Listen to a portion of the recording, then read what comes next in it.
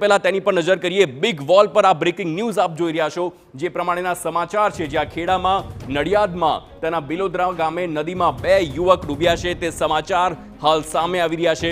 ગણપતિ વિસર્જન કરવા ગયેલા 2 યુવક ડૂબી ગયા છે અને પગ લપસવાના કારણે આ બંને યુવક ડૂબ્યા છે। ગણપતિ વિસર્જન કરતી વખતે યુવકનો પગ લપસ્યો અને ત્યારબાદ આ ઘટના બની છે।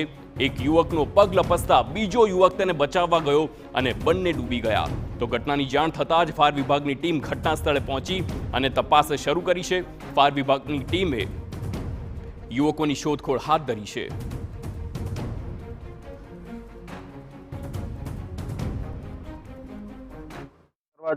જતા 2 વ્યક્તિનો પગ લપસતા અંદર પાણીમાં ગરકાવ થઈ ગયેલ છે, જેથી તેમને પાણીમાં ગરકાવ થવાથી ફાયર બ્રિગેડને કોલ મળતા ફાયર બ્રિગેડ ઘટના સ્થળ આવીને બિલાડી, વાંસી અને અમારા સ્ટાફની મદદથી શોધખોળ હાલમાં ધરાઈ રહી છે। મંજીપુરા રવિકુંજ સોસાયટીનો છે અને એક બીજો છે એસટીનગર જે અંબે સોસાયટી, બેના છે। એ બંને લોકોનું અહીંયા પાણીમાં વિસર્જન કરતા એના ઘટના ઘટી અને બંને જણ ડૂબ્યા છે અને શોધખોળ પીઆઈ સાહેબ આવ્યા છે અને ફાયર બ્રિગેડ, એમ્બ્યુલન્સ એ બધા જ પ્રશાસન પોતે પૂરો સહકાર જાણ થતાં સાથે જ આવી જ ગયા છે બધા જ।